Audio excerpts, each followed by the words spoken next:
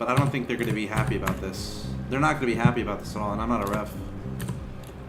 Alright, so here we are in game number 1 of this best of 3 in the bottom left-hand location of Star Station. We have we have actually Targa, the blue Zerg player. And his opponent in the bottom right. Close positions. Are we lagging? No, we're not lagging. We have the red Terran player, Icooktacos. And I don't know the map pool. I don't know, like, I'm not an administrator of this thing. So these guys made this map. This is the GSL version of Star Station. And I don't know if it's right or wrong. But close position seems very outdated.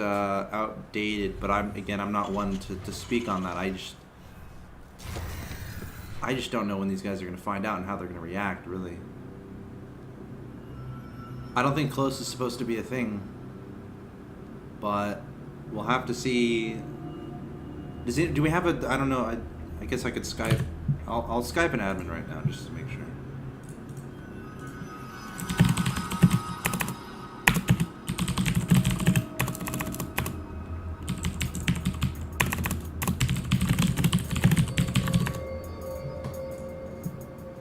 So now they're going to know that it's close positions, and this might get a little bit awkward.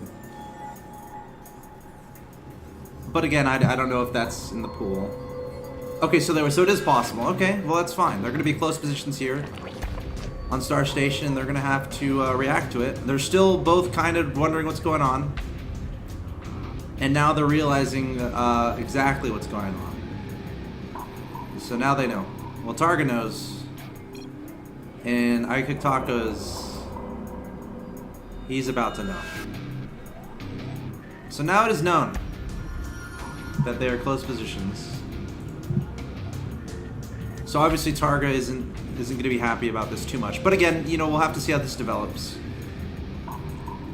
The obvious reasons for why close positions can be difficult is because the Terran can pretty much attack very easily. Like, Terran is very close to opponent's natural expansion, can apply a lot of pressure, and as a Zerg, usually if you're playing reactionary, you have to be able to adjust to what your opponent is throwing at you, and to be able to adjust, you need to have time, right?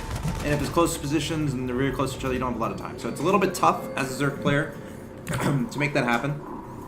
But I guess it is supposed to be close. You know, I guess it's fine. It happened in matches before, so that's fine. You know, it's perfectly fine.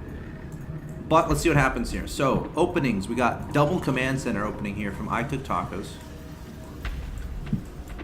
2 Marines at the front, holding strong. Meanwhile, no gas just yet. Just now sending an Overlord across to his opponent's side of the area of the ring of the map, trying to find out what's going on. SEB going to be scouting as well.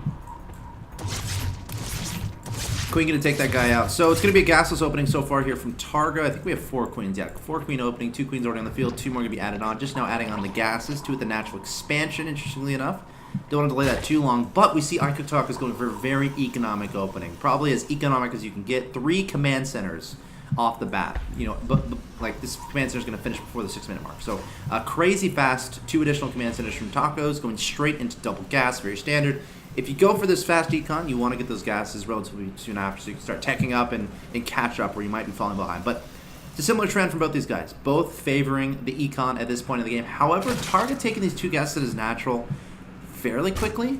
Not ridiculously quickly, but we can see that the mineral saturation at his natural isn't phenomenal, right? There's only 8 harvesters there. There's almost as many harvesters mining gas as there are mining minerals.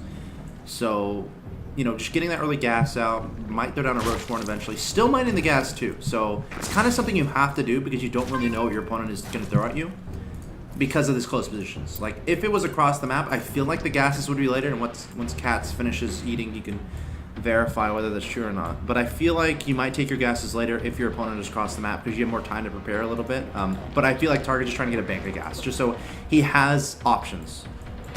He has options to prepare. But yeah, 2 evolution chambers. He hasn't scouted how ridiculously economic his opponent has been, though he's about to find out, I feel, with this Overlord. It's very close to this 3rd orbital command. A Baneliness on the way. 2 engineering bays on the way. Oh, still only 2 production facilities on the map for Tacos. A factory and a barracks.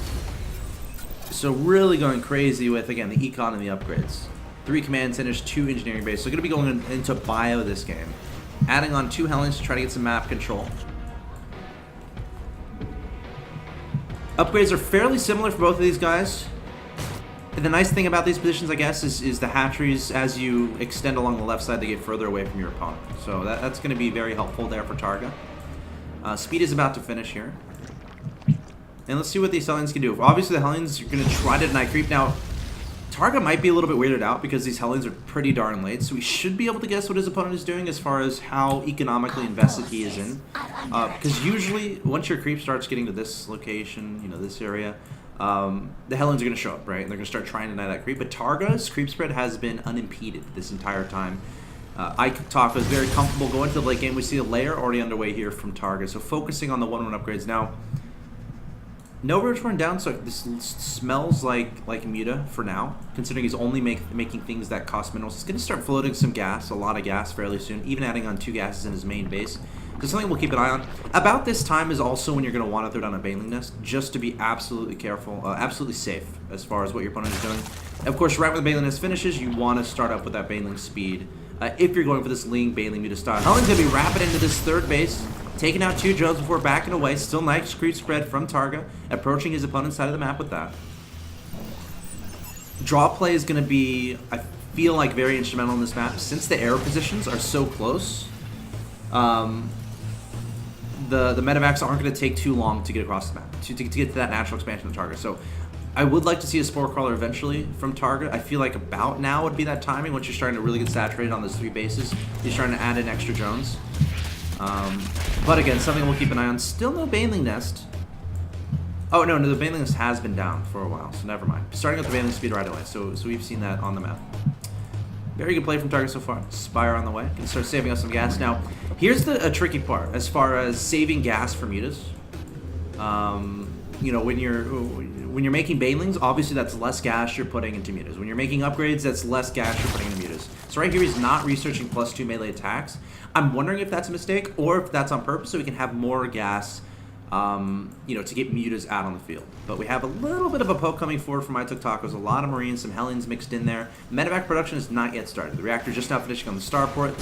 The 3rd base, though, is already taken. And there's already mules there. There's already SCV. So that's a little bit problematic. However, Targa looks like he's going for a flank with these Zerglings. A little bit of a spike here, but the Ling's going to get us around. Great surround, and again, there's no medevacs here, so there's nothing to pick up these Marines, nothing to pick up these Hellions, and that's a great trade for Targa. Targa going to charge towards his opponent's 3rd base, and this might be very bad. No wall off in the main base. Marines trying to get produced here. That 3rd's going to get denied. Ling's going to swarm into the main base, and this is falling. This is out of control here for Icooktacos. Targa taking it completely off guard. You got to be so careful as a Terran if you're moving out onto your opponent's creep before medevacs are out, because that will happen. The Zergling surround can happen, and that's when things get dangerous. There's the GG, and that escalated quickly. That escalated quite quickly for the Terran player. Of course, he started meandering out on the map.